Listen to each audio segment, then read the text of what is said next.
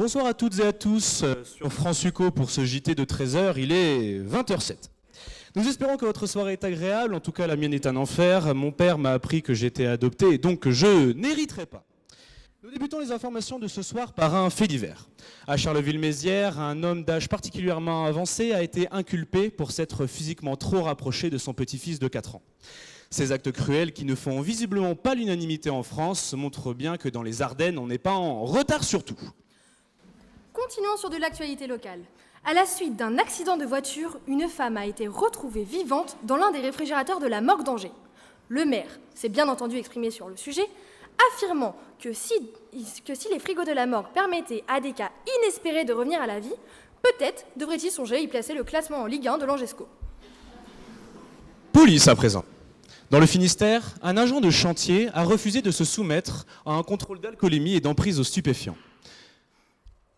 Il a également insulté les policiers de Bachibouzouk, estimant être en pleine possession de ses moyens puisqu'il rentrait simplement du travail. Les policiers ont dès lors insisté pour réaliser les tests et ont rappelé à Michel qu'en pleine possession de ses moyens, il serait davantage cohérent d'essayer de rentrer chez soi en voiture plutôt qu'en tractopelle. Trafic de drogue maintenant. Au Mexique, la police a saisi plus de 3 tonnes de cannabis. Pour le bien de tous, les autorités ont décidé de les détruire en les brûlant. Mais cette fumeuse idée a eu pour conséquence de droguer toute la ville voisine, occasionnant plusieurs troubles à l'ordre public. Cette actualité n'est pas sans rappeler un épisode similaire chinois en novembre 2019. Celui-ci avait conduit l'un des laborantins de Wuhan à s'accoupler avec un pangolin. Nous vous laissons donc imaginer la tête de leur bébé, mais dans tous les cas, on a rarement vu un nouveau-né avec plus d'écailles que de cheveux. Nous nous rendons à présent dans la région marseillaise. Accident stupide qui a causé hier soir la mort de Robert Patulacci, adjoint au maire de la ville et dirigeant bien connu de la boîte de nuit le Macumba Night. Alors qu'il dormait tranquillement à côté de sa voiture, celle-ci s'est mise en marche toute seule et a commencé à poursuivre le pauvre homme qui, pour lui échapper, s'est jeté dans un filet de pêche métallique rempli d'oursins que l'on a retrouvé immergé au large du Vieux-Port. Les forces de l'ordre n'excluent cependant pas la thèse du suicide. Malgré les nombreuses alertes des experts sur le réchauffement climatique et ses conséquences, une première catastrophe naturelle a eu lieu. En effet, le sud de l'Espagne a été touché par de nombreuses inondations. Au moins, ils n'auront pas de problème pour construire des piscines. Campagne maintenant. Une chasse à courre eut cours sans chien, chameau ou chat. Des chasseurs à courre courant en échasse chassaient le chevreau et la chouette, chantant à tue-tête que le bon chasseur chassait sans chien. Il se sentait chagriné pour Charles, le chef chasseur chamboulé à la chaumière chahutée, sans richesse pour chérir sa chère Charlène, cherchant chaque chose en chambre pour chauffer le Charles à chaparder sa chasteté. Mais chaque choix chaleureux et chatouillant de Charlène chiffonnait le chasseur chagriné qui n'arrivait plus à bander.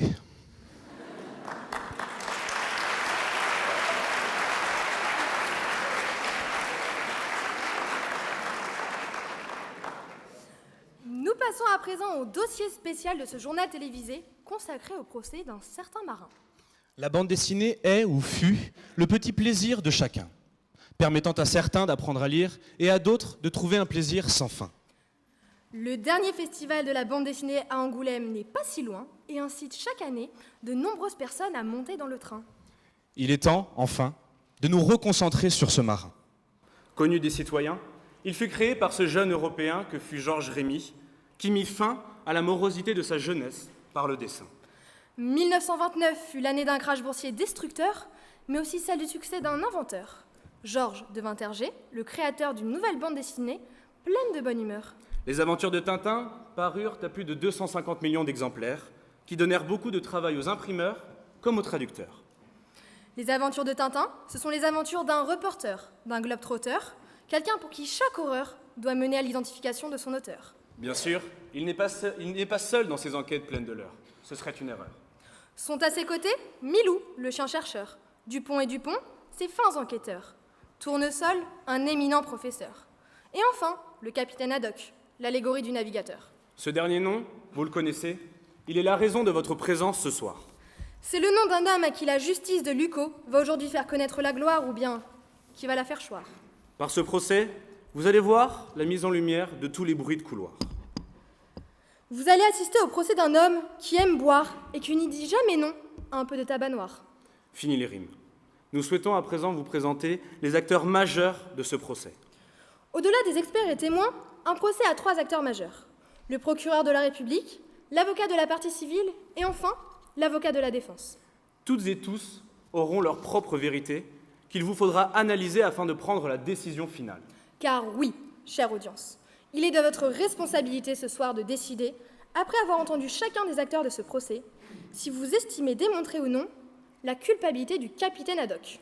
Maître Marc Roussel, onologue de génie, incarnera le procureur de la République. Maître Jean-Édouard Grimmiger sera l'avocat de la partie civile, possédant une passion inégalée pour les chemises à rayures. Membre du CDFR-FALR, le club des fans de Roger Federer alors qu'il est à la retraite, il se chargera par sa plaidoirie de défendre avec acharnement et douceur les intérêts de son client, Dupont et Dupont. Enfin, nous entendrons maître Nicolas Terlin en tant qu'avocat de la défense. Ce passionné de bande dessinée vit pour son client. Fervent utilisateur des blagues maritales pour attirer l'attention de ses élèves pendant ses cours de rhétorique et cosplayer de renom, il prononcera une plaidoirie que nous savons déjà marquante. Nous terminons ce dossier spécial par la présentation de la force organisatrice de ce procès, le président du tribunal, qui sera incarné par Monsieur Olivier Tcherkessov, à qui nous laissons à présent la parole, et ce, après vous avoir souhaité une très bonne soirée. Nous vous prions à présent de vous lever pour le président du tribunal. C'est promis, je ne vous ferai pas le coup de « je dors ». Soyons sérieux. L'audience est ouverte, veuillez vous asseoir.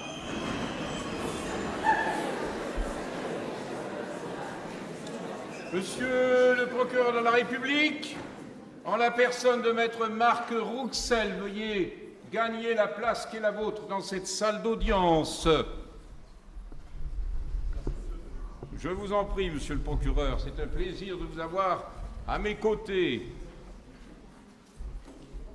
Je rappelle à la salle que les portables doivent être éteints, que toute manifestation intempestive ou inappropriée de soutien ou au contraire de dénigrement à l'égard de toute personne dans cette salle d'audience me conduira à faire expulser manu militari le ou les auteurs de ce type de troubles.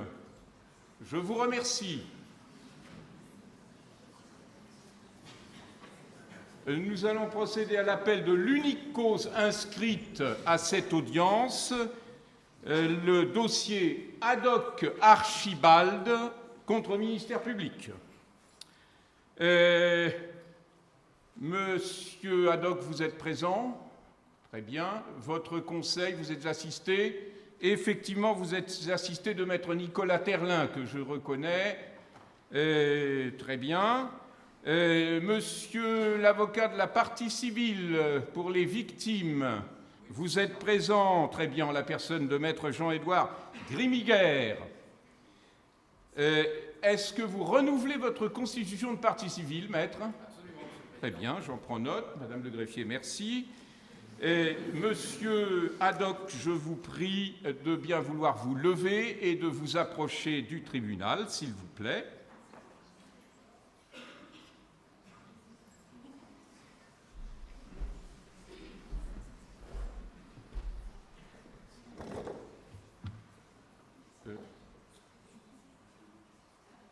Qu'est-ce que vous avez à la main, monsieur Haddock? Une pipe et une bouteille d'eau. Alors, vous êtes dans une salle d'audience, monsieur Haddock. Je vais vous demander de déposer ces objets sur une table. Je vous remercie. Préalablement, peut-être temporairement, parce que vous êtes très beau avec, de retirer votre casquette, de bien vouloir vous approcher des micros et de décliner dans un premier temps votre identité. Vous êtes bien Haddock? Oui. Archibald? Oui, monsieur le président. Très bien. Je vais vous notifier le droit au silence avant de commencer cette audience en application de l'article 406 du Code de procédure pénale. Vous avez le droit, monsieur Haddock, de vous taire. Vous avez le droit de faire des déclarations, de répondre aux questions qui vous seront posées. Et vous avez également, bien sûr, le droit d'être assisté par un conseil, mais votre conseil est présent. Très bien. Je vais, monsieur Haddock, vous lire la prévention, les faits qui vous sont reprochés. Vous comprenez? Oui, monsieur le président. Très bien. Vous êtes sûr que vous comprenez, monsieur Haddock? Pas vraiment, mais je n'ai pas le choix d'être ici. J'ai cru comprendre. Merci. Monsieur Archibald Haddock, il vous est reproché, dans tous les lieux où vous apparaissez et depuis de nombreuses décennies, en tout cas depuis longtemps non couverts par la prescription et sur notre territoire national, de manière continuelle et renouvelée, à l'ouverture de chaque album par des yeux et des mains qui sont toujours innocentes, monsieur Haddock, hein, et ce en touchant un très large public, puisque de 7 à 77 ans et même plus,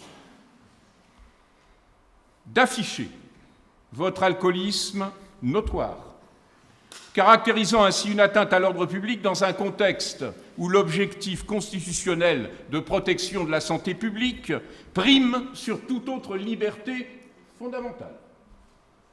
D'utiliser de manière récurrente l'emploi de termes tels que bachibouzouk, anacolute, sapajou, macaque. Macaque, monsieur Haddock. Incitant les enfants à utiliser un langage grossier et pervers, ce en désaccord complet avec les mœurs actuelles et notre société aseptisée, attitude réitérée et constitutive d'un trouble à l'ordre public majeur.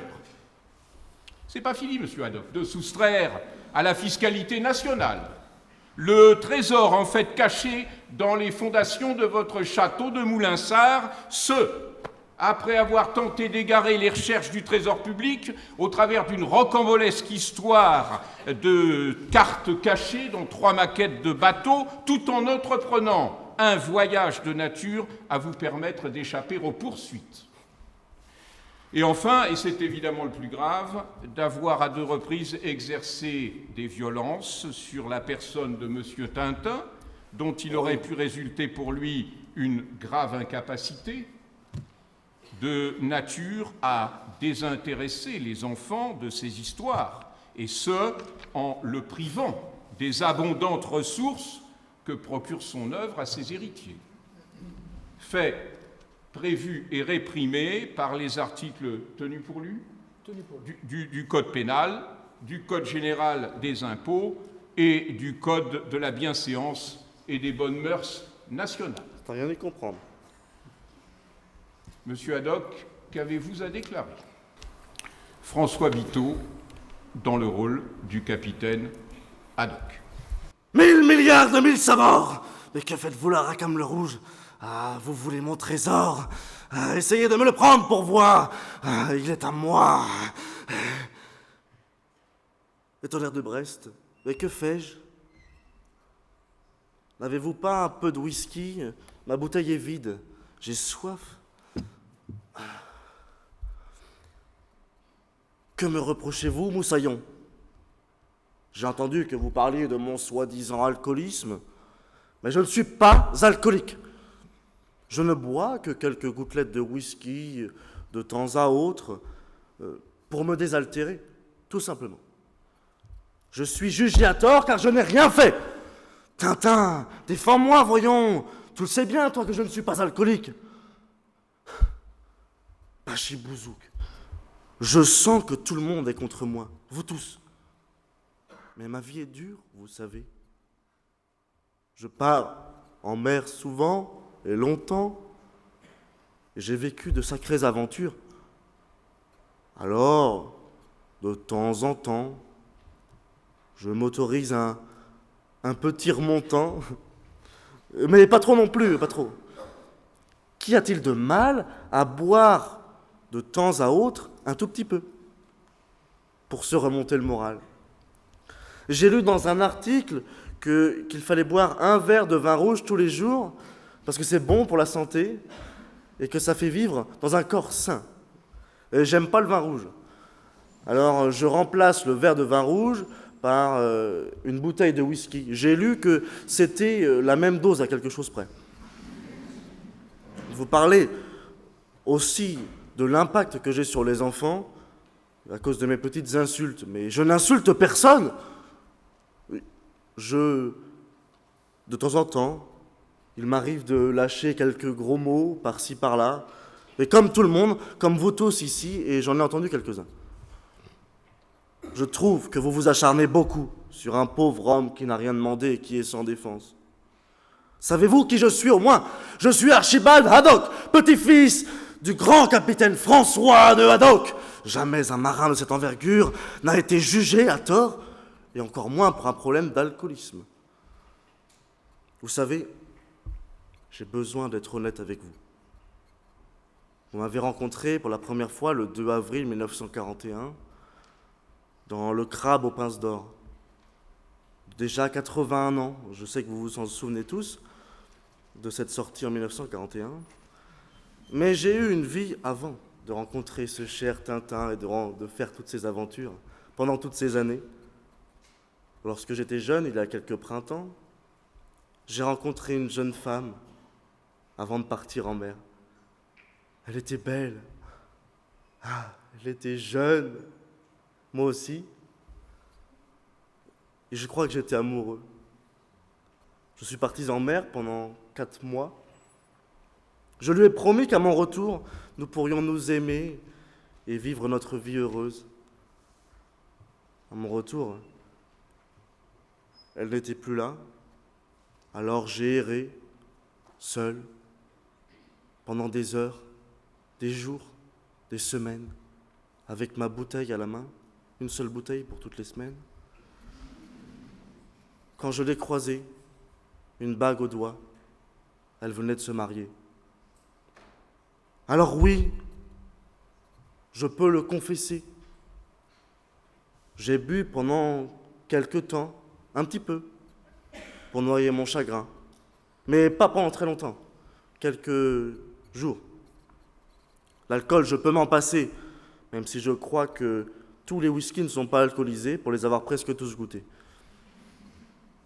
Mais allez-y, allez-y, allez-y, jugez-moi, jugez un homme sans défense, inoffensif et seul. Mais j'ai une question à vous poser à tous. À vous, Monsieur le Président, avant d'errer en prison et de dépérir sur place, sans alcool. Qui, ici, n'a jamais bu une seule goutte d'alcool? Merci. Qu'avez-vous à dire sur votre trésor caché? Mais tout est en règle, Monsieur le Président. J'ai un compte sur les îles Caïmans. Et s'agissant des gestes violents exercés sur Monsieur Tintin? Je dément toute accusation. Très bien, c'est votre droit. Monsieur Haddock, veuillez vous asseoir, je vous prie, à côté de votre conseil. Nous allons procéder à l'appel des témoins. 3 témoins ont été cités par Monsieur le ministère public.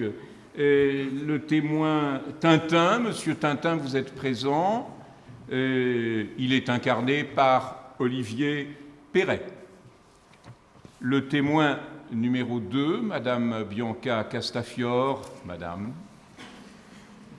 incarné par Louise Lefebvre. Et Monsieur l'expert en alcoolisme, Thomas Denèche. Je vais demander à Monsieur Tintin de bien vouloir se déplacer jusqu'à la barre pour procéder à son audition en qualité de témoin.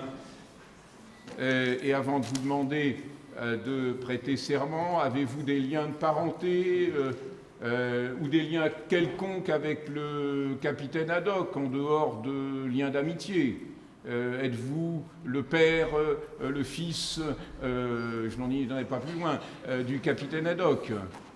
Ce n'est pas le cas, c'est ni votre oncle, vous n'êtes ni employé, ni à son service? Non, je n'ai... Très bien. Alors, Monsieur Tintin, devant l'Assemblée, je vous demande de lever la main de droite et de dire « Je le jure ». Je le jure. Très bien. Eh bien, procédez à votre déposition, Monsieur Tintin. Nous vous écoutons avec attention.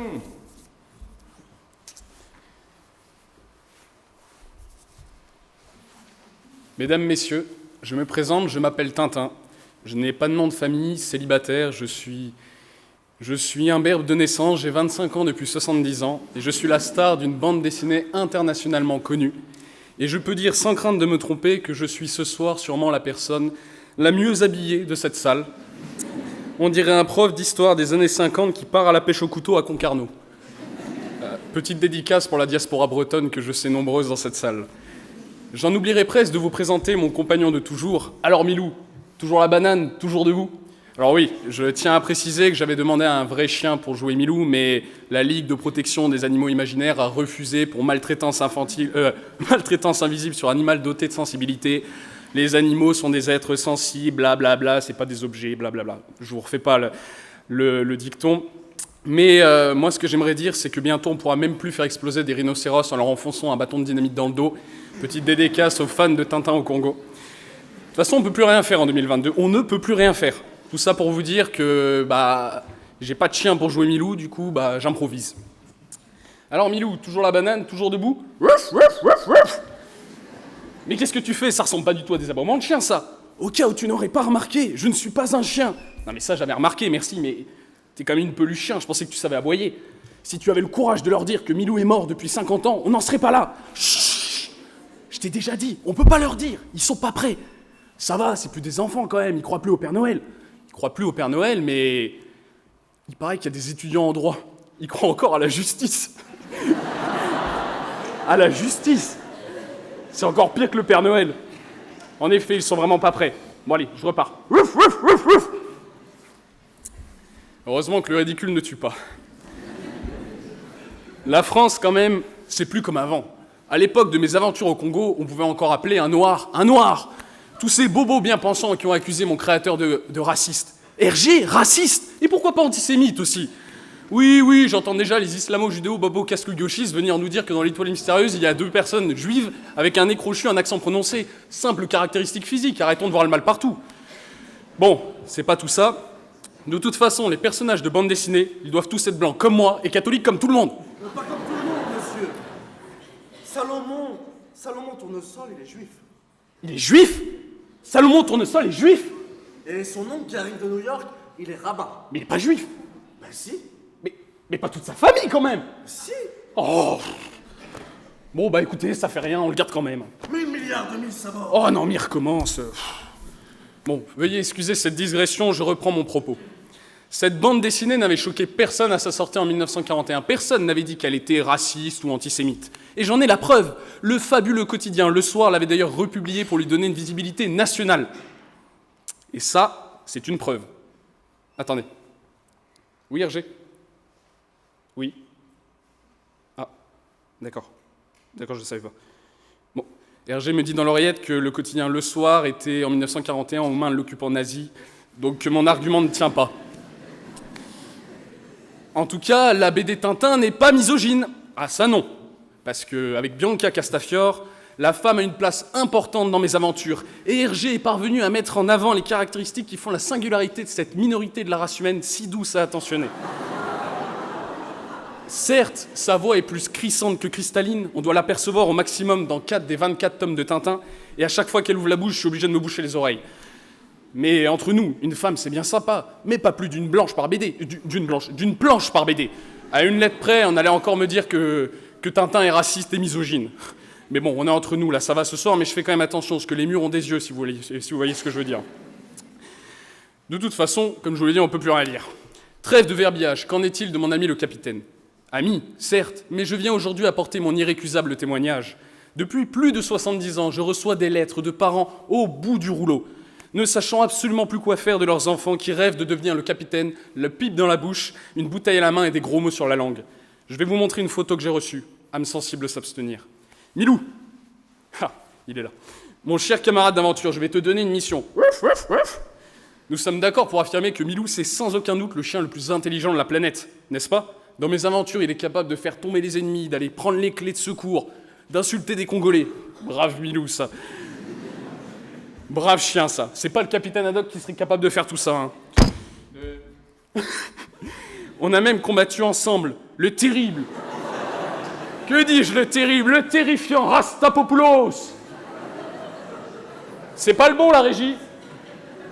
Ah, Rastapopoulos.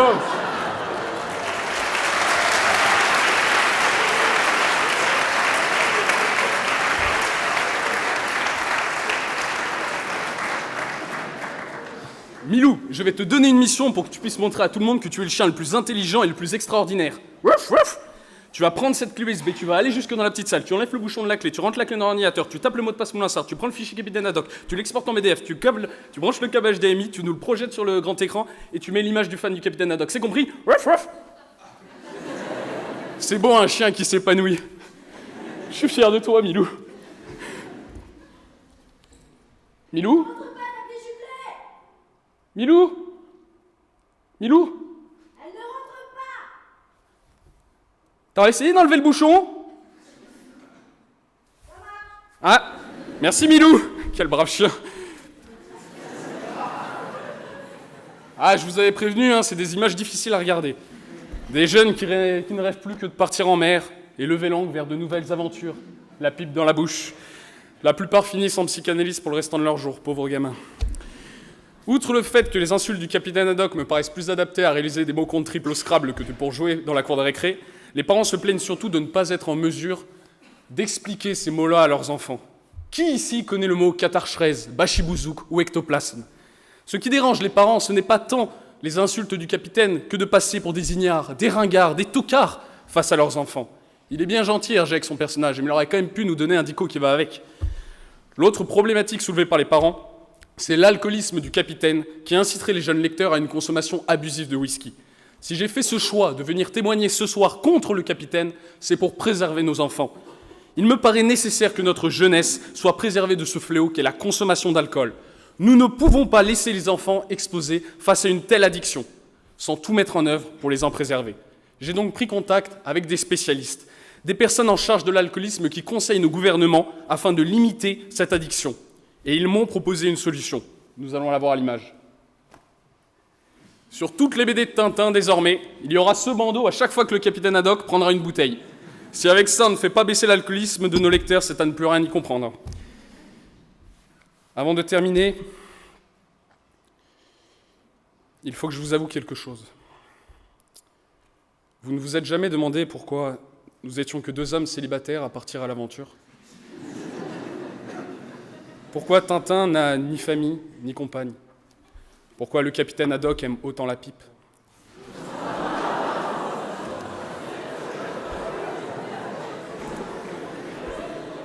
J'ai besoin de vous ouvrir mon cœur, d'être honnête avec vous, d'être honnête avec moi.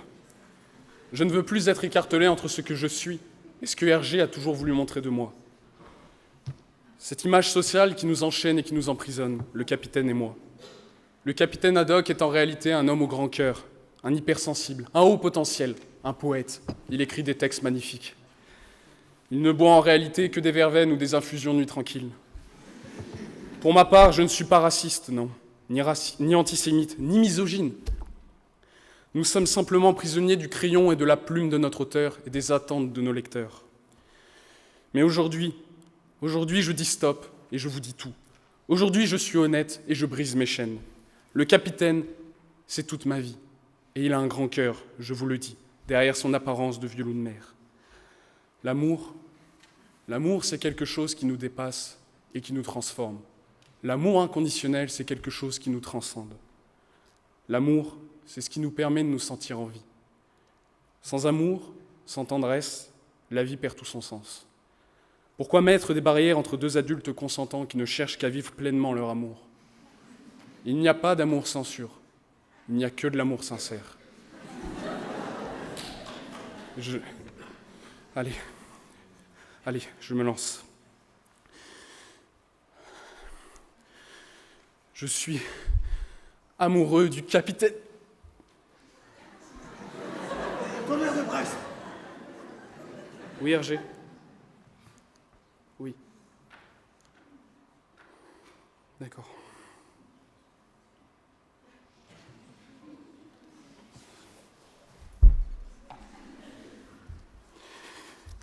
Hergé vient de me dire que les lecteurs ne sont pas prêts pour un Tintin homosexuel.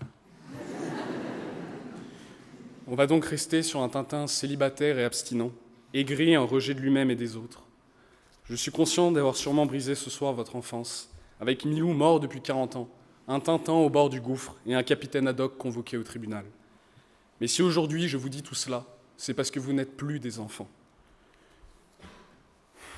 Le procès de ce soir n'a pas pour objectif de culpabiliser ou de pointer du doigt les alcooliques, sinon j'appellerai l'ensemble des étudiants de psycho sur le banc des accusés.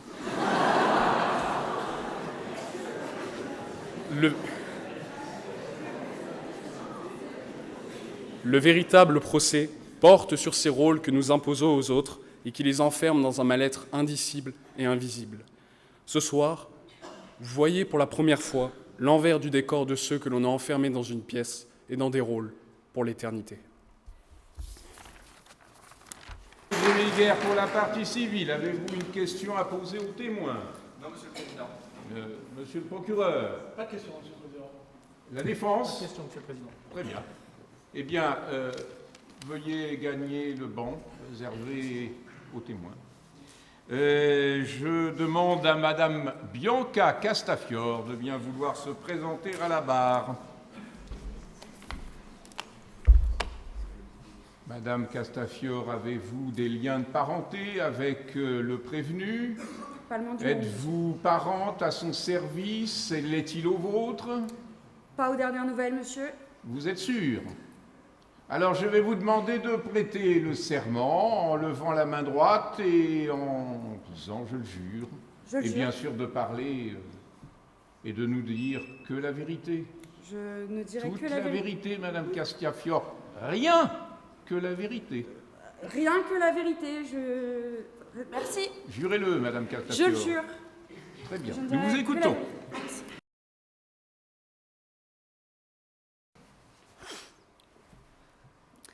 Peu importe nos différences et nos chemins d'avant, si avec toi je danse et je vais de l'avant. Élodie aime sourire à la vie. Élodie, douce comme une mélodie. À chacun d'entre vous, je vous informe que ce témoignage ne fera pas appel à des textes de loi, mais à votre sensibilité autant qu'à la mienne. Je vais me permettre de commencer ce discours par une question. Êtes-vous ouverts aux différences? N'avons-nous pas tous et toutes des défauts?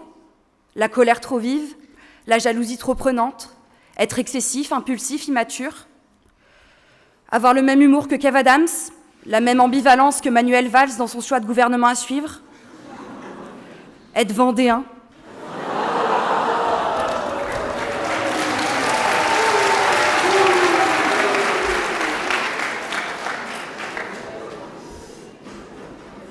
s'il vous plaît, s'il vous plaît, s'il vous plaît. Interrompre les femmes lorsqu'elles parlent alors qu'elles connaissent mieux le sujet que vous? Ne pas passer la brosse quand vous laissez des traces dans le fond des toilettes? Nous avons tous des défauts. Alors qui sommes-nous, qui êtes-vous pour traîner ainsi le capitaine ad hoc devant les tribunaux? Le capitaine est un homme fort, empathique et intelligent. Le temps me l'a appris. Il est fort parce qu'un jour, il a écouté l'entièreté de l'album de McFly et Carlito sans rire une seule fois. Il l'a écouté, il l'a même apprécié.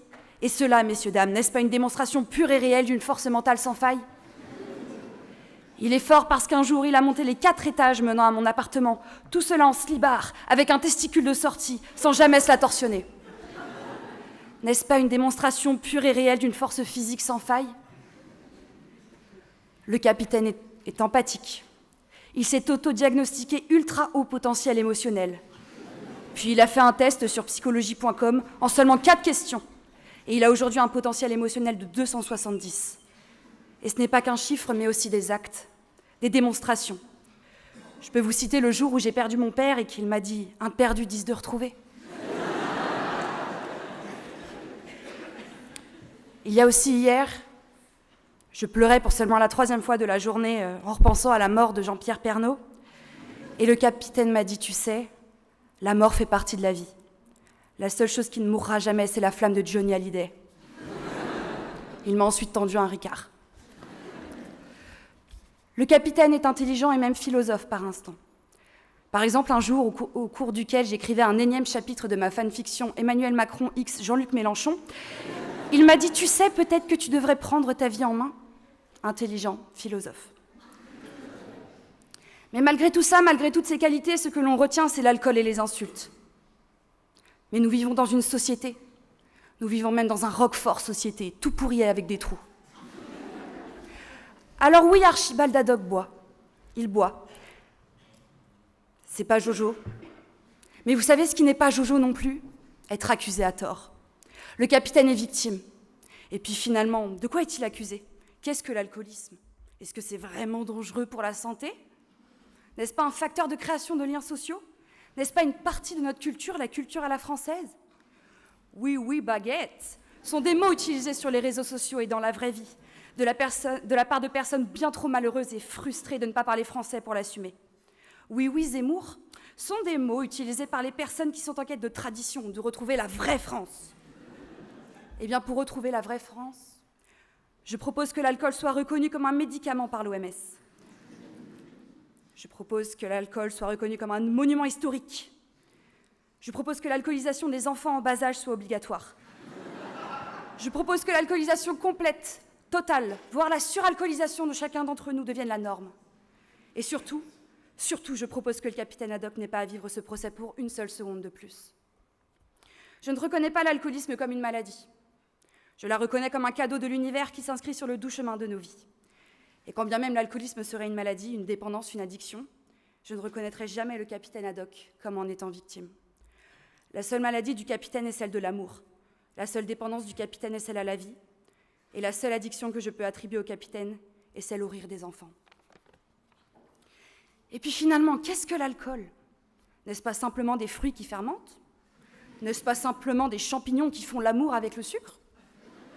Les champignons sont des légumes, le sucre vient des fruits. N'est-ce donc pas sain pour la santé ?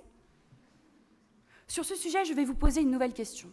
Le sucre, n'est-ce pas pour les enfants ? Parlons donc de son enfance. Archibald est né un 2 janvier. Il est donc Capricorne. Et là, je sais que j'ai capté tous mes confrères et sœurs LGBTQI+, de la salle en parlant d'astrologie. Je ne vais pas particulièrement développer le sujet pour ne pas perdre une partie du public, mais sachez simplement que c'est lui le plus à plaindre dans cette situation. Si nous faisions une échelle des douleurs qu'un être humain peut vivre allant de 1 à 10, l'amputation d'un membre sans anesthésie serait à 7, l'accouchement serait à 8. Expliquer à un homme cisgenre que quand on dit Ménard Trash, ce n'est pas lui individuellement, mais le système patriarcal qui est critiqué serait à 9.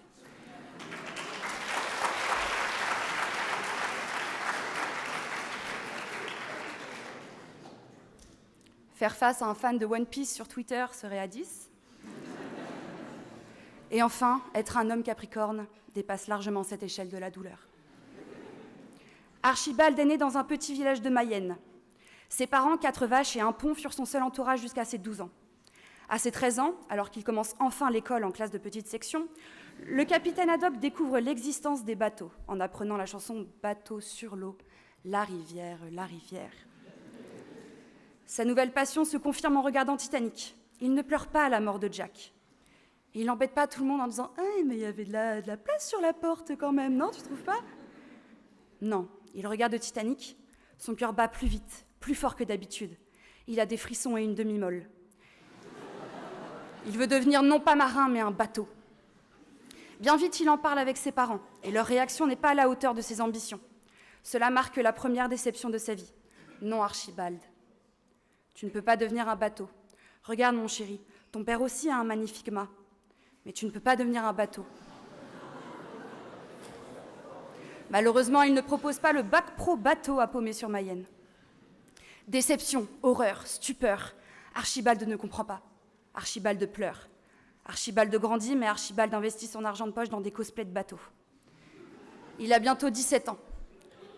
Lorsque ses camarades de CP, parce qu'en fait il a redoublé 2 fois la grande section, lui disent qu'il n'est pas un bateau mais un être humain, la réponse d'Archibald est toujours la même. Des larmes, des hurlements et des poings dans les murs comme tout vrai mâle alpha.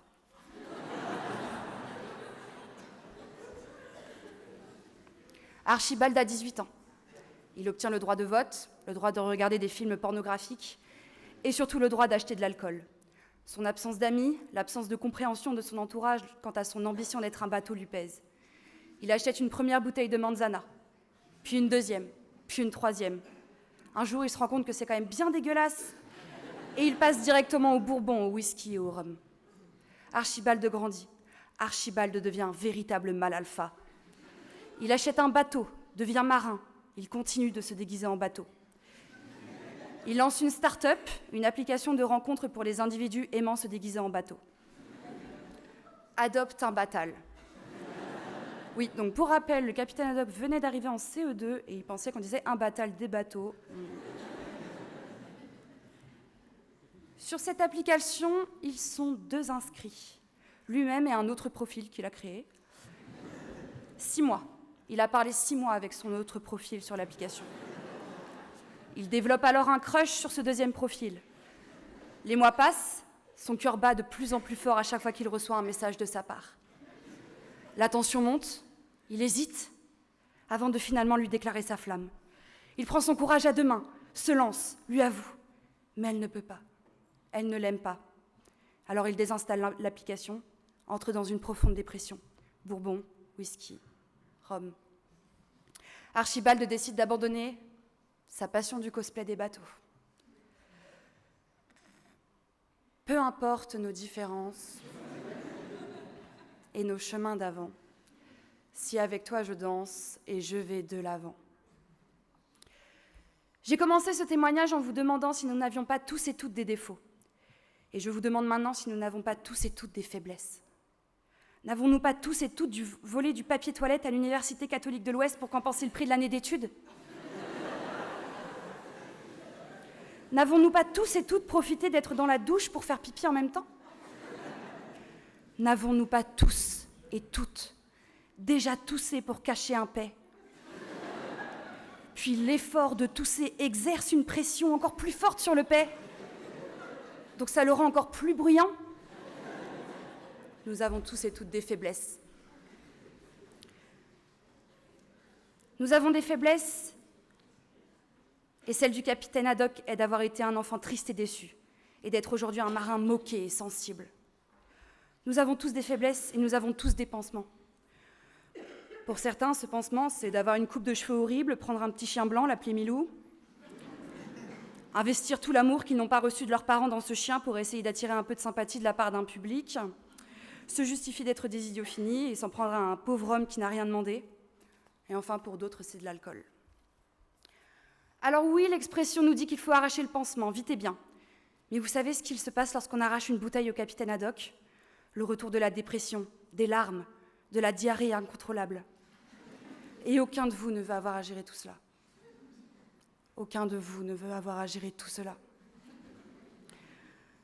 Dans le chant d'Achille de Madeleine Miller, et là je sais que j'ai de nouveau capté tous les LGBTQI+, de la salle, Patrocle dit « I am made of memories ». Je suis fait de souvenirs. Et bien de la même manière que Patrocle est fait de souvenirs, de la même manière que la faculté Infocom est faite de futurs chômeurs, le capitaine est fait d'alcool. Pour terminer mon discours, je souhaiterais vous inviter à prendre une profonde inspiration et à penser à ce membre de la famille que nous avons malheureusement tous, que moi j'appelle le tonton Philippe. Évidemment, toute ressemblance avec des personnages existants ou ayant existé serait évidemment purement fortuite.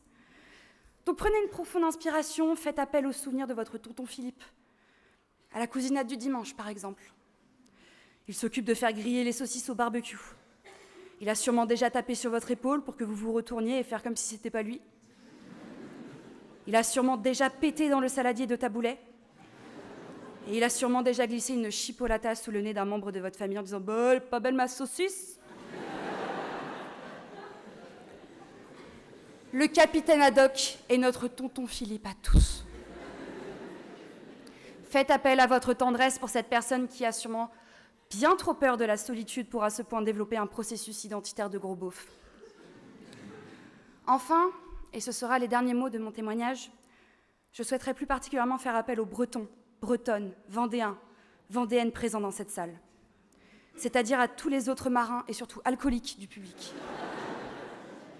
Soutenez votre compagnon, soutenez votre compatriote, soutenez le capitaine Haddock. Merci.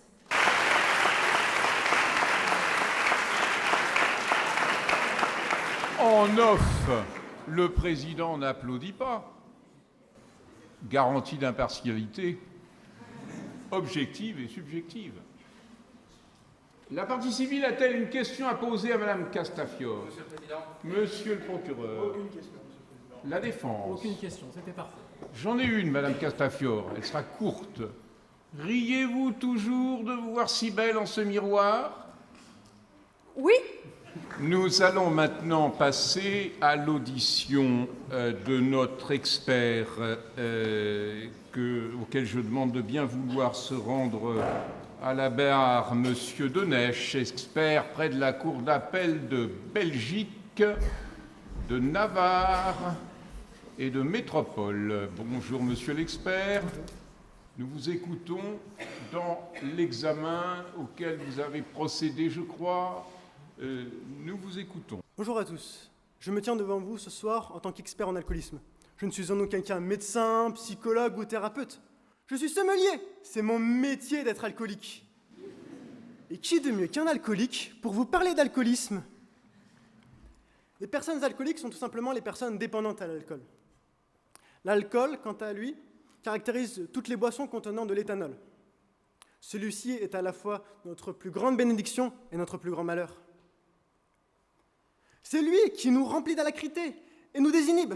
Mais c'est aussi à cause de lui que nous nous retrouvons à dire des choses absurdes, du genre « Hey, ce soir c'est moi qui paye ma tournée !» alors qu'il ne nous reste plus un rond en poche. Cependant, il arrive que des personnes y deviennent addictes. On estime que les personnes buvant environ 2 à 3 verres par jour sont dépendants à l'alcool. Donc il est incontestable qu'une grande partie de la salle ce soir soit alcoolique. On est tout de même à l'Université catholique de l'Ouest, une université qui a où la religion majoritaire considère comme sacré Jésus de Nazareth et vénère cet homme qui se transforme de l'eau en vin. En tant que sommelier, je vous comprends mieux que quiconque. Le vin, la bière, le rhum ou le whisky, si cher au capitaine Haddock, sont parmi les plus grandes merveilles de ce monde. Cependant, c'est lorsque l'on devient addict à l'alcool que les problèmes commencent. Des troubles de la mémoire apparaissent. On devient vulgaire, parfois violent. On vote Philippe Poutou ou Jean Lassalle, ces effets sont abominables. À ce titre, l'alcool peut être considéré comme une drogue. Même si elle est légale, elle transforme les gens qui tombent sous son courroux.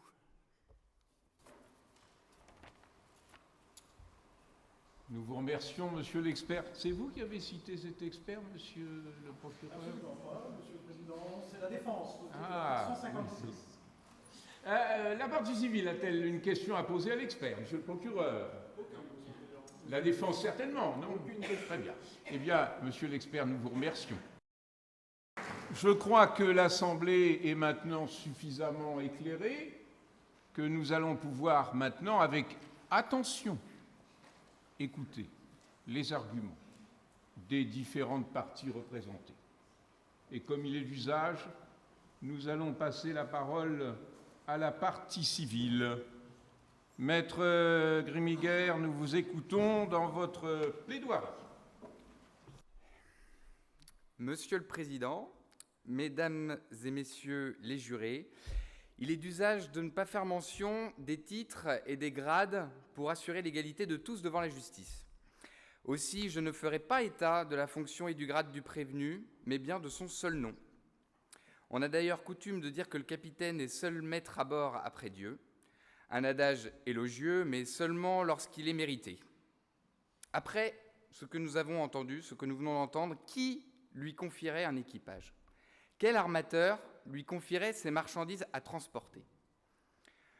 Force est de constater que M. Haddock a mis de côté tout bon sens moral, dont il était pourtant d'autant plus le débiteur de par son grade. Prenons la liberté et l'honnêteté intellectuelle de ne juger que les seules fautes de M. Haddock. Comme nous y invitera certainement le ministère public, mettons de côté et oublions les aventures et les prouesses de M. Tintin pour nous concentrer vraiment sur la personnalité et sur les fautes de M. Haddock. D'une part, parce que M. Tintin aurait toujours réussi ses missions et remporté ses combats sans l'aide de M. Haddock. Soyons honnêtes, c'est très rarement grâce à M. Haddock que M. Tintin réussit ses missions et ses aventures. En tout état de cause, la célébrité n'excuse rien, la loi est la même pour tous. D'autre part, parce que si on prend la personne de M. Haddock, on trouve une personne limitée, en proie à ses addictions, gravement violent à l'égard des autres, tant verbalement que physiquement. Quelle indignité! Je dirais même plus, c'est indigne. Et ce, qu'il s'agisse de mes clients ou d'autres personnes. En effet, je note que seuls mes clients, forts de leur propre réputation de policiers dévoués et pugnaces, ont eu le courage de se porter partie civile et d'appuyer le ministère public.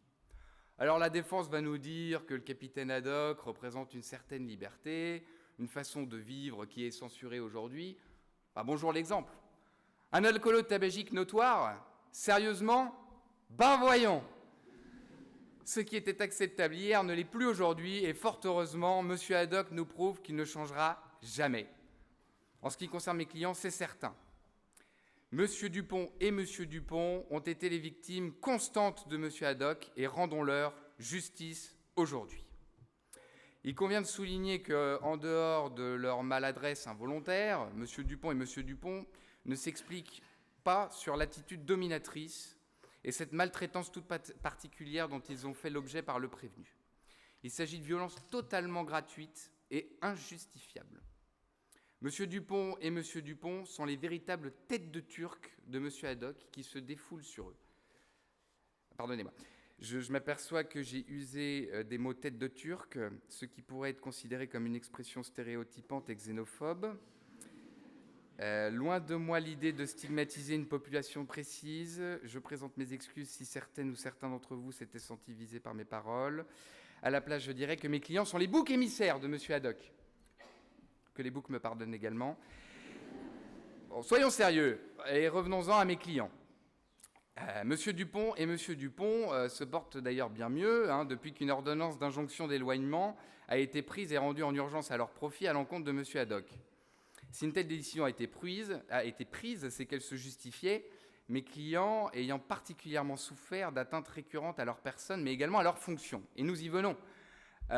Mes clients, Monsieur Dupont et Dupont, policiers, et Monsieur Haddock, coupables de violences sur personne dépositaire de l'autorité publique.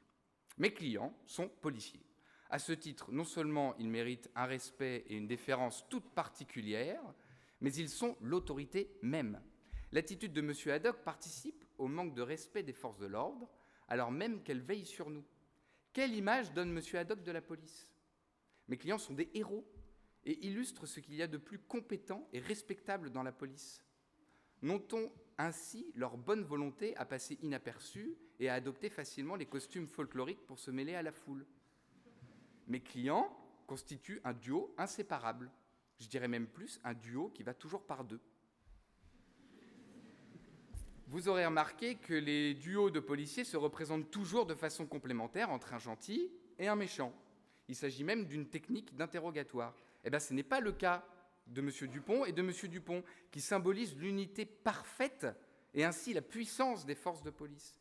Ils sont irréprochables dans l'exercice de leurs fonctions et font preuve d'un parfait dévouement. Ils entourent d'ailleurs M. Tintin depuis plus longtemps que M. Haddock. Rappelons brièvement leurs exploits en démantelant une bande internationale de faux-monnayeurs en Écosse ou encore en sauvant la monarchie d'Ottokar en Moldavie. Pendant ce temps, M. Haddock s'avinait sur son bateau. Mes clients font également partie de l'expédition héroïque de la mission Objectif Nul. Ils sont les premiers policiers à être allés sur la Lune.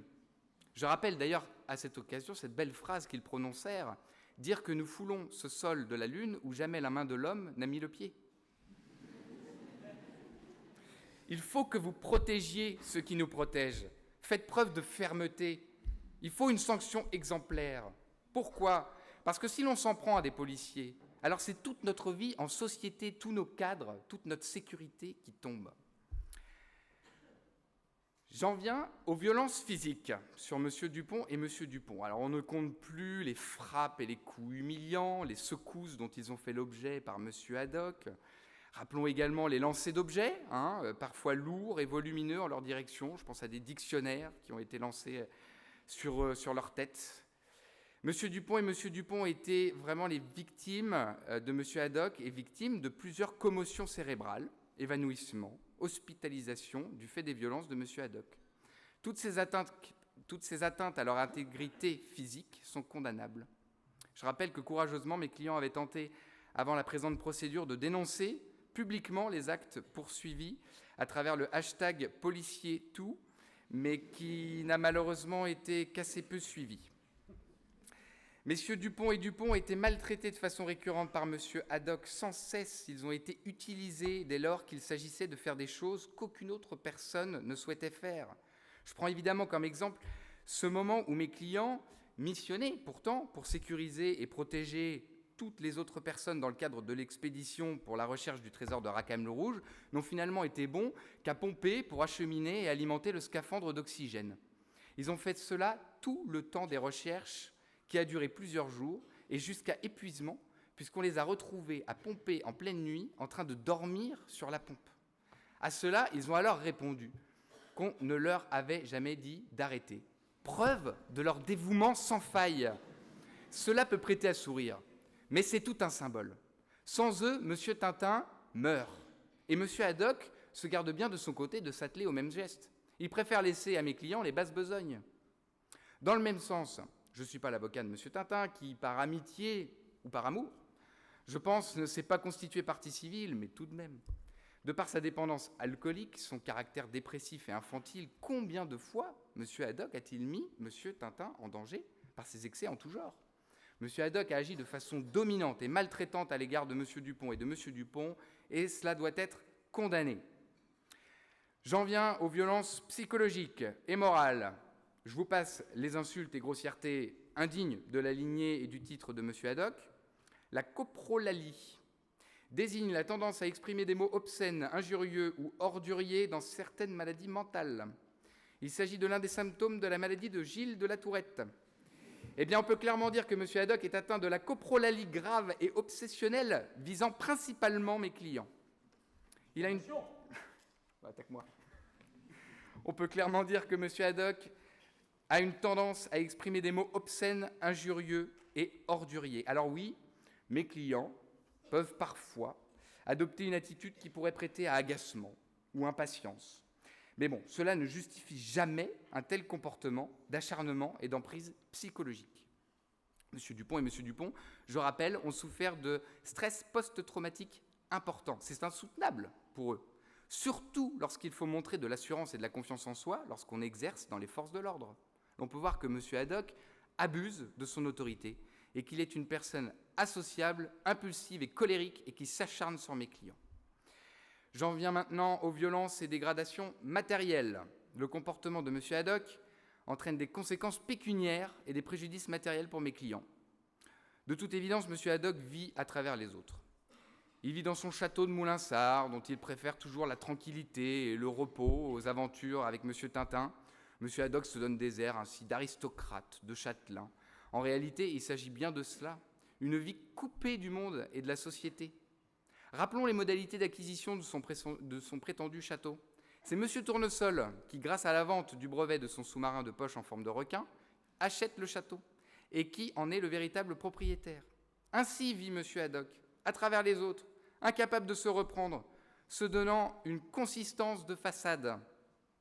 Facile de violenter matériellement les autres lorsqu'on vit soi-même à travers les autres, au crochet des autres, que ce soit sur le plan moral ou matériel. Les violences de M. Haddock supposent des traitements médicaux qu'il faut payer et entraînent des hospitalisations et donc une absence de rémunération pour mes clients. Surtout, les violences physiques engendrent des rachats réguliers de leur uniforme de policier, costume noir, chapeau melon et canne. Mes clients n'ont clairement pas les moyens de remplacer leur uniforme à chaque fois qu'ils croisent M. Haddock. Pour toutes ces raisons, M. Haddock doit indemniser M. Dupont et M. Dupont également et doit être condamné. Les Dupont sont les seules victimes expiatoires de M. Haddock. Mais, pour preuve de leur bonne foi, de la bonne foi de M. Dupont et de M. Dupont, et malgré mes précieux conseils opposés, ils ne demandent rien du tout. En dehors d'une condamnation ferme et solide de M. Haddock, dont l'attitude et le comportement portent atteinte à la dignité de mes clients et ne sont pas compatibles avec notre vie en société. Et comme diraient mes clients, c'est mon opinion, et je la partage. La parole est au ministère public. Merci, Monsieur le Président. C'est pas un capitaine que vous avez, c'est un matelot. Un matelot qui ne fait honneur à personne, ni à la société, ni aux jeunes, ni aux moins jeunes, et encore moins à la juridiction. Il se pavane devant nous aujourd'hui avec sa chopotte, avec son brûle-gueule, et il vient nous dire qu'en réalité, eh bien, il n'est prévenu de rien, il n'a aucun grief contre lui, il est là parce que, manifestement, il aurait été oublié dans un scénario d'Hergé. Alors, Frédéric Dard disait toujours que la vie n'était pas si rose. Et la vie n'est pas si rose ici, et la si rose de M. Haddock nous rappelle ô combien il a pu maltraiter les parties civiles du pont T et du pont D, qu'il a pu les choquer, qu'il a pu injurier, qu'il a pu également maltraiter, insulter et outrager. Tout ça, me direz-vous, sans recevoir l'ombre d'une peine. J'y reviendrai plus tard. Mais au-delà même de la cirrhose, M. Haddock a non seulement un rayon d'alcool assez fort, mais également une forme d'hallucination inquiétante. Ça a été développé par la partie civile. Il l'a démontré en tout début d'audience en manifestant finalement un autre honneur, celui de sa famille, le chevalier de Haddock. Mais en l'occurrence, là encore, vous ne faites ni honneur, Haddock, à votre famille, ni à celui de la marine, la vraie, pas la fausse, celle qui passe de temps en temps depuis quelques jours à la télé. La littérature universelle plane au-dessus de celle-ci un nuage d'alcool. Et monsieur de Haddock, ce n'est pas simplement un nuage que vous avez au-dessus de vous, c'est un cumulus d'alcool. Et qui vous ont fait déverser une pluie d'insultes, des orages de mépris et des tempêtes de violence. Ceci, la société ne peut pas le tolérer. Mais ici, ce sont aussi des mots graves que vous avez tenus. 220 injures dans l'ensemble de vos albums. 220 injures multipliées par le nombre de fois où elles ont été répétées nous conduisent à peu près 2372 injures. On ne peut pas dire qu'il n'y a pas une réitération des faits. La société tout entière est martyrisée, mais la société tout entière sera libérée. Moule à gaufres, filibustier, babouin, vieux cachalot, bachibouzouk, chouette mal empaillé, crétin des Alpes, à nos amis les Savoyards, dorifort, manlouk, marchand de tapis, mérinos mal peigné, en direction de nos amis les bêtes, Mussolini de carnaval, noix de coco, ostrogoth, au-delà même de l'apologie de l'alcoolisme que vous faites au continu de nos albums, vous avez aussi manqué de manière colossale, avec un mépris suffisant à l'égard de l'ensemble des personnes, et en particulier des Dupont et Dupont. Mais pas que. Les infractions qui vous sont reprochées, alors peut-être que ça vous ne fait rien, parce que finalement, M. Haddock, c'est comme si nous envoyions, nous, ministère public, une bouteille à la mer, si j'ose dire. Vous ne la recevrez jamais. Et en tout cas, si vous la recevez, vous ne ferez rien. Parce que ce qu'il faut savoir, c'est que vous êtes tellement imprégné par l'alcool que d'ici où je suis, je vous sens.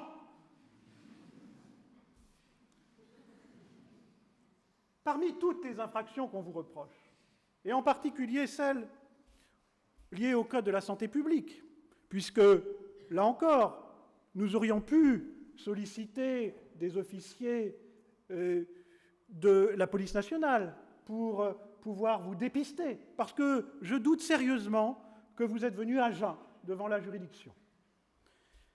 Rappelez-vous, monsieur Haddock, que l'état d'ébriété manifeste, il est répréhensible. Il est répréhensible, alors certes, pas beaucoup. C'est une amende de 2e classe, 75 €. Mais le nombre de fois que vous l'avez multiplié dans l'ensemble des ouvrages d'Hergé, la société pourrait être millionnaire. Même chose, l'article 521-1, que vous ne connaissez pas, mais que vous apprendrez au fil du temps, et certainement lors de cette audience, réprime le fait, publiquement ou non, mais vous l'avez évoqué publiquement, d'exercer des sévices graves et de commettre un acte de cruauté envers un animal domestique. Souvenez-vous, monsieur Haddock, votre position vis-à-vis des lamas. Non pas Serge, mais les animaux. Rappelez-vous également que les dispositions de l'article 433-5 du Code pénal répriment toutes les faits et les gestes qui sont adressés à l'égard de ceux qui sont dépositaires d'une mission d'ordre public, d'autorité publique. Et vis-à-vis des consorts Dupont-T et Dupont-D, cette fois, vous ne manquerez pas à être condamnés. Rappelez-vous aussi, là encore, que l'outrage est puni d'1 an d'emprisonnement. 220 jurons. Et puis, la soustraction, non seulement vous êtes dans une spirale d'alcoolologie ferme, mais en plus vous soustrayez à l'État français un trésor que vous avez trouvé, étrangement, dirons-nous, que vous avez capté, mais qui reviendra à l'État au titre des dispositions de l'article 1741 du Code général des impôts. Et puis, ce qui est choquant, c'est l'attitude que vous pouvez avoir au regard de la race. Et particulièrement, j'ai relevé en cote D43, Tintin au Tibet, où vous vous retourniez vers votre serviteur pour lui indiquer quoi? Nous retourner, Saïb, plus rien à faire ici, ami de toi mort. Tu me crois, Saïb? Et que vous lui répondiez-vous? Vous lui disiez, viens-y donc, moule à gaufre. Qu'est-ce qu'un moule à gaufre? Eh bien, le moule à gaufre, selon le petit Larousse, désigne un visage marqué par la petite vérole. Cette injure est raciste, comme lorsque, en coq en stock, en 1959, vous avez demandé à Hergé de modifier une des bulles, parce que dans cette bulle, vous parliez de la Fatma du prise unique. Mais ces faits ne sont pas prescrits, Haddock, parce que, en plus, sous couvert de ce qui était indiqué, cette Fatma du prise unique est devenue bayadère de carnaval. Ce n'est pas très élogieux. Et puis, les sévices, Haddock, que vous perpétrez à l'égard des enfants, à l'égard des jeunes, comme dans Tintin au pays de l'or noir, où vous prenez Abdallah dans une position plus que coquine, tout de même, où vous lui dites, je reprends votre expression, tiens, vilain barbu. Et vous continuez en lui indiquant, espèce de petit bachibouzouk. Est-ce bien raisonnable, Haddock?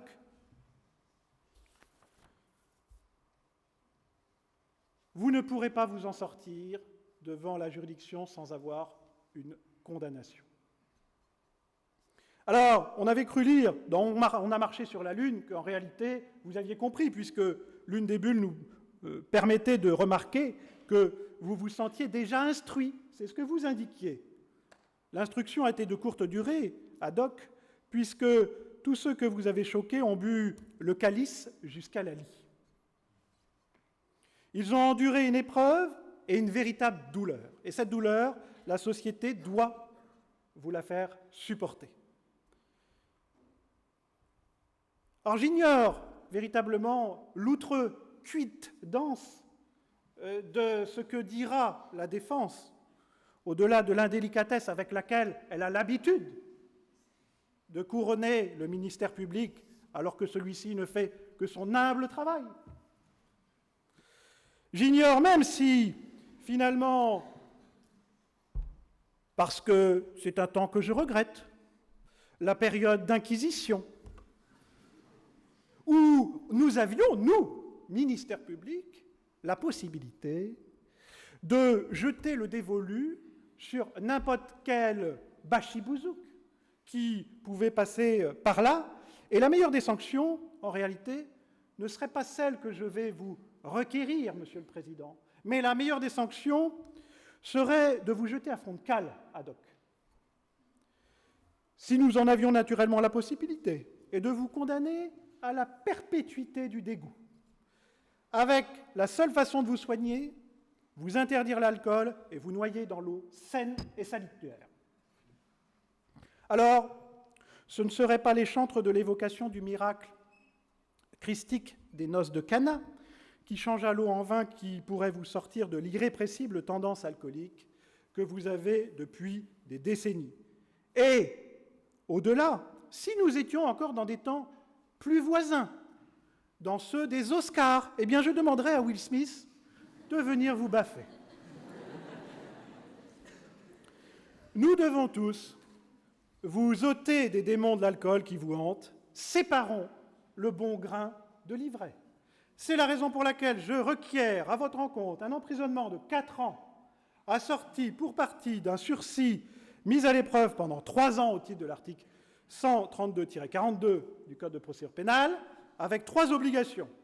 Ne pas fréquenter de débit de boisson, une obligation de soins où on contrôlera toutes les semaines votre gamme AGT, et enfin une indemnisation des victimes. Pour les contraventions, je l'avais indiqué d'emblée, Monsieur le Président, je requiers 75 € d'amende pour chacune d'elles, à hauteur de 2272 fois perpétrées au sein des différents ouvrages, et, naturellement, la sanction que je trouve comme un couronnement, finalement, qui sera jugée comme étant légitime, celle d'une publication.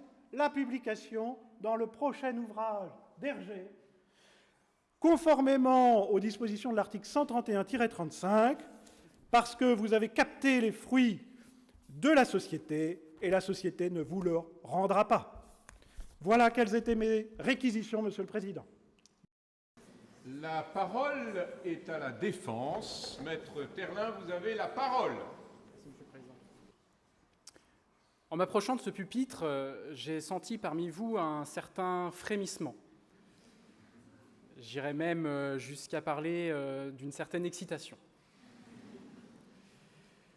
Si je ne doute pas que mes diatribes à l'égard des réquisitions uniques d'un Olybrius du parquet sont certainement à l'origine de ces sentiments, je vais quand même poser une question qui me taraude. Et je vous en prie, je vous demanderai d'être honnête avec moi. Il en va de la survie de mon orgueil de Forban des prétoires. Dites-le moi. Vous n'êtes pas en train de vous demander ce que je porte sous ma robe ce soir.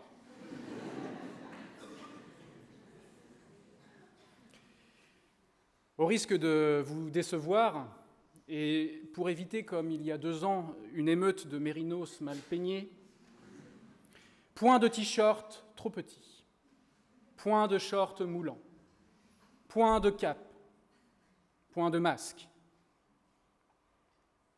Car si l'honneur d'un homme fleurit sur la fosse, il me semble de bonne aloi de ne pas creuser trop au fond de son vivant. Oui, attention, cette année, on passe à un niveau.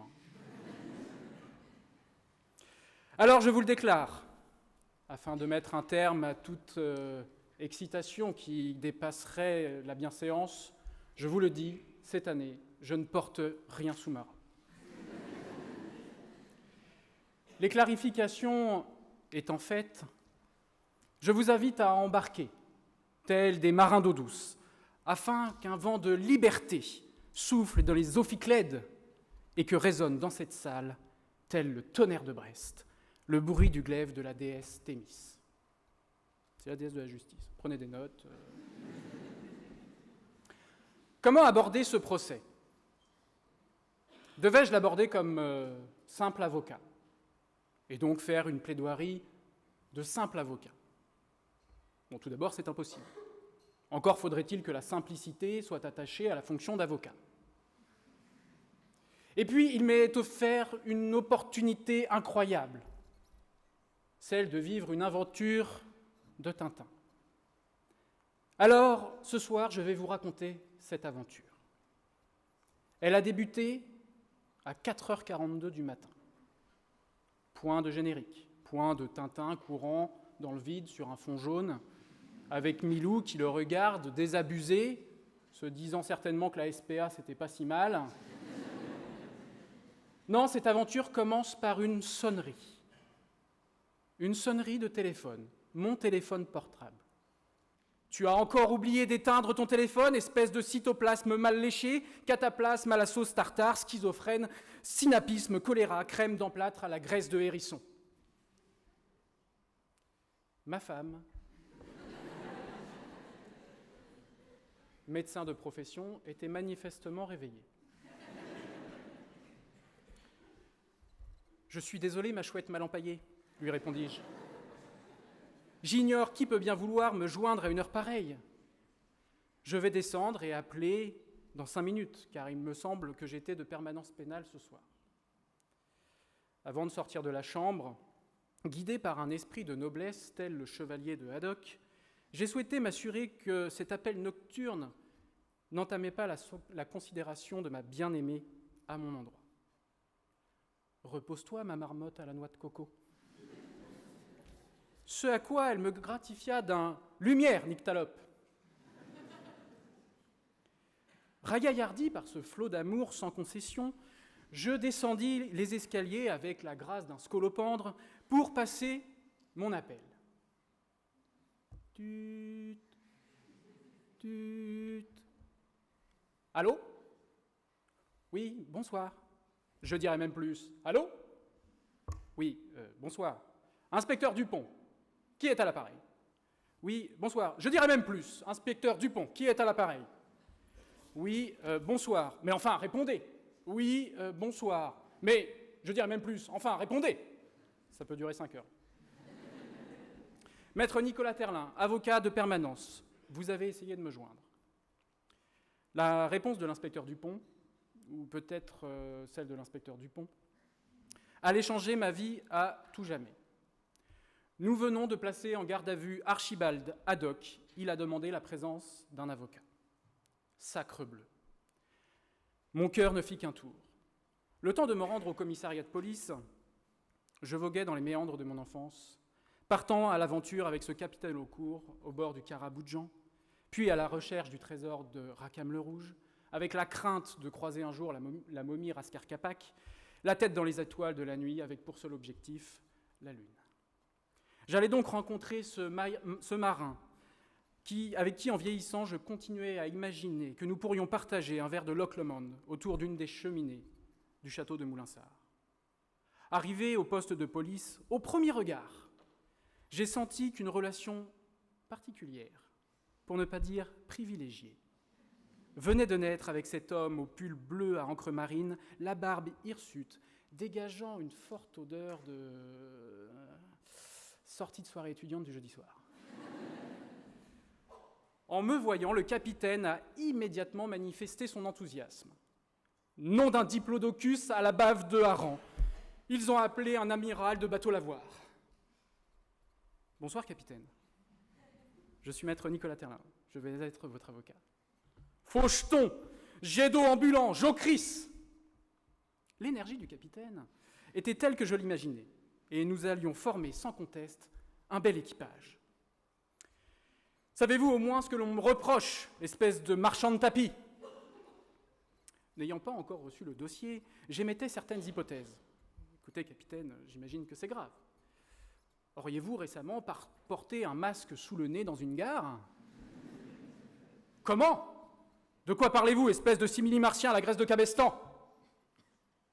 Pire alors, auriez-vous utilisé le pass sanitaire de Bianca Castafiore pour aller au clos restaurant Sildave et auriez-vous consommé en étant debout? 1000 millions de mille sabords, je suis foutu. Pire, est-ce qu'on vous aurait arrêté avec de la coke en stock? Mais taisez-vous, cornemuse à parole, crétin des Alpes, Cyrano à quatre pattes, garde-côte à la mie de pain. On me reproche d'être moi-même, comprenez-vous? On me reproche d'être qui je suis. Ah, dans ce cas, capitaine, croyez-en mon expérience, plaidons coupable. Judas, saltimbanque, perruche bavarde, êtes-vous à ce point aveugle pour voir que l'on s'attaque au symbole capitaine Haddock? Qu'avez-vous fait de votre prestation de serment, espèce de bachibouzouk? Faisant ainsi preuve d'une extrême délicatesse à mon égard, et visant juste, le capitaine Haddock venait de faire mouche. Il fallait renverser la table. Je lui propose de renverser la table. Il me dit attention à la bouteille. Car l'enjeu du procès était clair. Le capitaine Haddock doit-il être condamné à la petite mort? Savez-vous ce qu'est la petite mort? C'est une descente inexorable vers le néant. La petite mort, c'est une condamnation au limbe de l'oubli. C'est au mieux être démodé, comme tonton Philippe. Et au pire, être désavoué, renié par ceux qui, hier encore, chantaient vos louanges. La petite mort, c'est prendre conscience que nous ne vivons plus dans notre temps, que nous sommes devenus has-been. Il y a encore un peu d'anglais cette année. Alors, moussaillon de malheur, Mussolini de carnaval, allez-vous prendre cette responsabilité et entrer dans l'histoire comme étant ceux qui auront réduit le capitaine Haddock au silence? Mais enfin, réveillez-vous! Que reproche-t-on au capitaine Haddock? Une vulgarité excessive? Allons, cet homme est issu d'une longue lignée de chevaliers, dont la devise est « sagesse et force ». La sagesse du capitaine Haddock prend forme dans les mots employés. Et je le précise immédiatement, ces mots sont exempts de toute grossièreté. Ils sont juste arrachés à leur routine, puis lancés, certes, en une volée de bois vert, mais qui leur redonnent une existence originale et inattendue. Seul un étudiant de l'UCO peut y voir une insulte. Et comment le blâmer? Passer 3 syllabes, il se sent menacé. Je vous laisse le soin de me dire quelle filière. D'habitude, c'est les infocom. Un seul mot peut être à l'origine de tous les maux. Mais oui, l'ignorance mène à la peur mène à la haine à la violence, disait Averroès. Mes chers étudiants soulographes, c'est bon pour tout le monde? Tout le monde valide? N'ayez pas peur, votre salut se trouve dans ce que l'on appelle un dictionnaire. Et je ne vous insulte pas. La force, maintenant. La force est celle d'un homme de conviction, celle d'un bretteur usant de la parole comme d'une épée, et qui ne se dérobe pas face à son adversaire. Cette puissance verbale rend le capitaine Haddock unique en son genre, et fait de lui le personnage préféré des aventures de Tintin. Il y a un sondage à l'appui. C'est le personnage préféré des aventures de Tintin. Le capitaine Haddock est donc un preux-chevalier du bon mot. En quoi est-ce condamnable? Alors je répète ma question. Que reproche-t-on réellement au capitaine Haddock? Un péché mignon? Un léger penchant pour la boisson? Mais enfin, bande de zapothèques anthropophages, l'inspiration du poète n'est-elle pas une ivresse donnée par les dieux? Il buvait de l'absinthe comme on boirait de l'eau. L'un s'appelait Verlaine, l'autre s'appelait Rimbaud. Pour faire des poèmes, on ne boit pas de l'eau. C'est pas de moi, c'est de Barbara. Alors Barbara, c'est Maître Gims des années 60.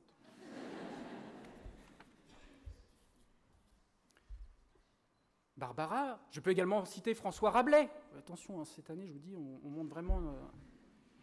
François Rabelais n'a-t-il pas confronté son personnage Panurge à la divine bouteille, la dive bouteille, celle qui ouvre le cœur à tous les mystères? Alors que reprocher à cet homme dont le seul tort est de vouloir abreuver son auditoire au point de le rendre ivre de connaissances? Oui, je l'affirme, le capitaine Haddock boit pour nous. C'est un ivrogne altruiste. Je repose encore ma question. Que lui reproche-t-on? D'avoir dissimulé le trésor de Rackham le Rouge?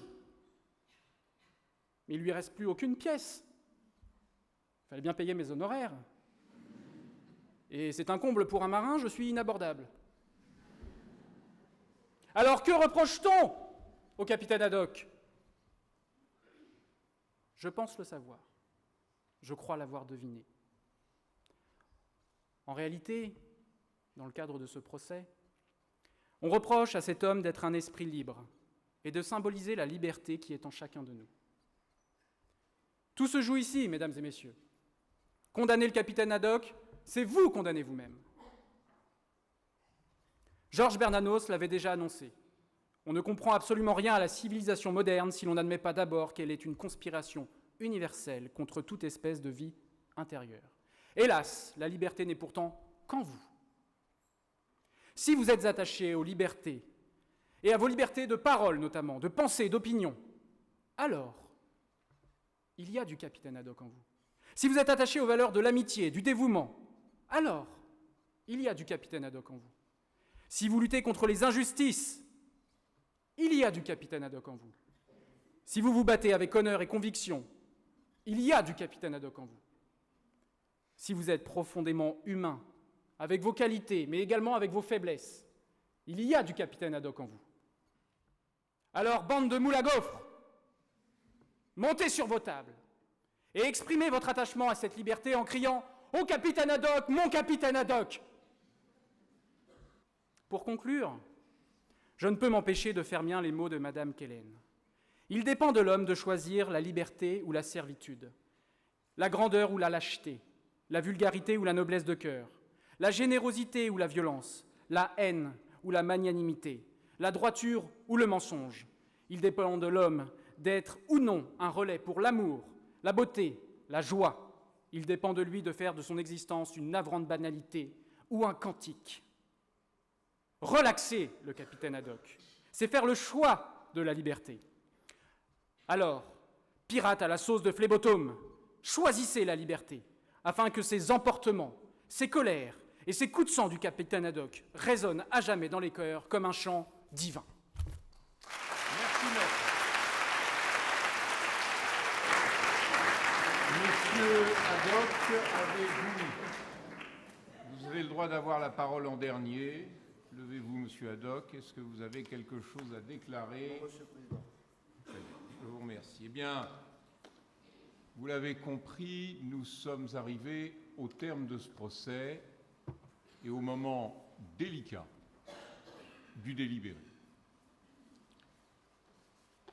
Vous allez avoir à vous prononcer sur la culpabilité ou l'innocence du capitaine Haddock.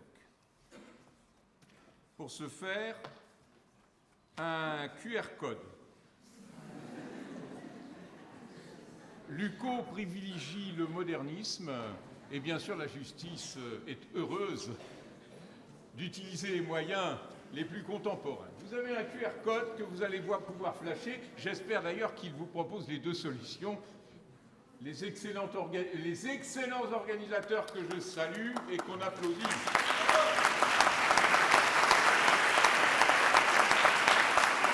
Et notamment Clément Février, et bien sûr tous les membres de l'association, n'ont pas lésiné sur les moyens pour vous permettre de prendre une décision sage, sereine et juste. Un peu de silence dans la salle, s'il vous plaît. Ce serait dommage de ne pas participer au vote. Alors écoutez bien, avant de vous prononcer, 2 précisions en off. Ne confondez pas mobile et intention. Le mobile, c'est la raison pour laquelle j'agis, par compassion, par esprit de lucre, par vengeance. L'intention, c'est d'agir en toute connaissance de cause. La réponse pénale, pour les étudiants en droit qui sont dans la salle, ne repose que sur cet élément. Ai-je agi en toute connaissance de cause? L'alcoolisme, bien sûr, n'étant pas une excuse. Parenthèse off fermée, maintenant écoutez religieusement ce que tout juré, certes nous sommes en correctionnalisation, mais c'est l'occasion de le lire ensemble, c'est l'article 353 du Code de procédure pénale, tout juré écoute avant de se retirer pour délibérer et pour statuer sur cette culpabilité. Écoutez bien.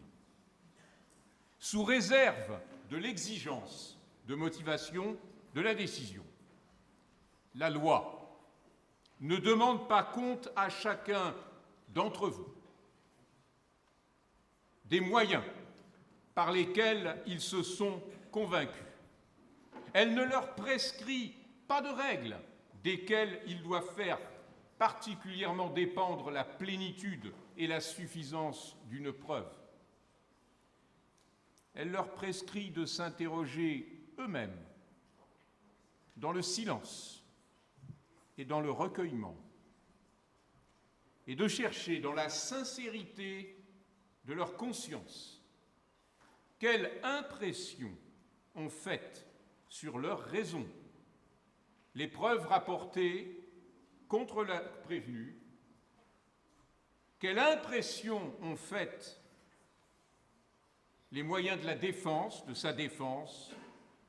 La loi ne leur fait que cette seule question qui renferme toute la mesure de leur devoir. Avez-vous une intime conviction?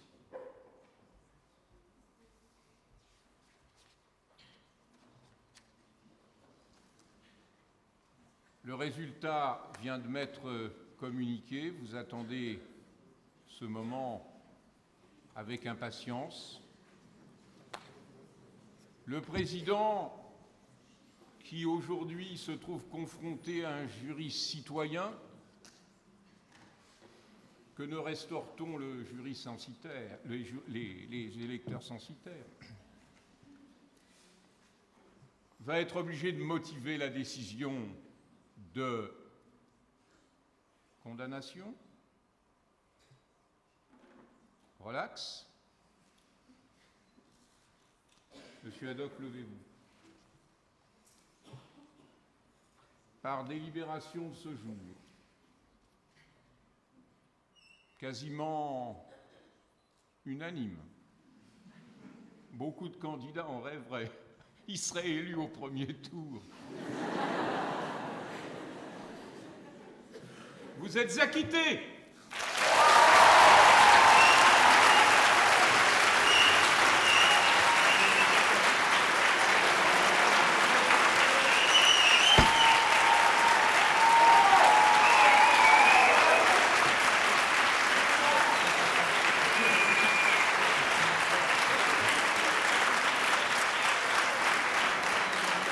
Alors maintenant, avant que la parole soit laissée aux organisateurs,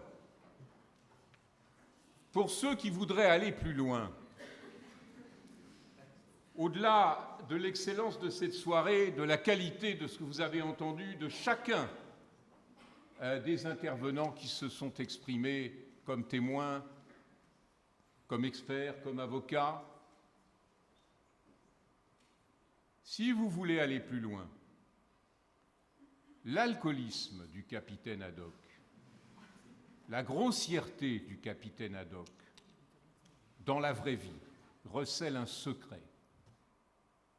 Un secret que je vous invite à découvrir à travers l'ouvrage que la faculté de psychologie ici connaît bien évidemment, de Serge Tisseron, qui est un psychiatre et un psychanalyste qui a analysé l'œuvre de Tintin et qui en a fait l'objet de sa thèse, il y a de cela maintenant pas mal d'années, sur le secret de famille.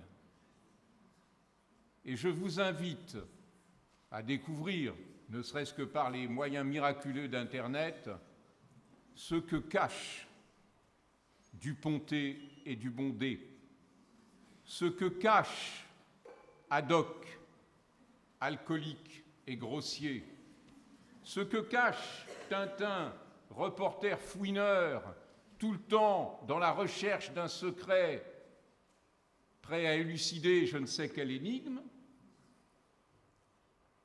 et ce que cache le professeur Tournesol, ce laborieux travailleur célibataire. Et vous verrez quelque chose d'extraordinaire sur la généalogie, sur les origines de Hergé. Bonne soirée.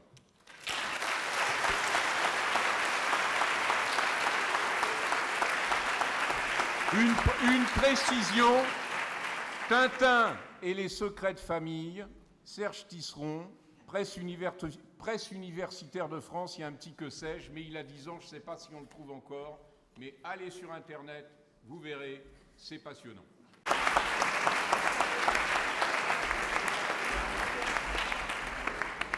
Merci pour ce conseil. L'association Angéloquence souhaite remercier très chaleureusement chaque participante et chaque participant de ce procès et on vous invite à les applaudir encore bien fort.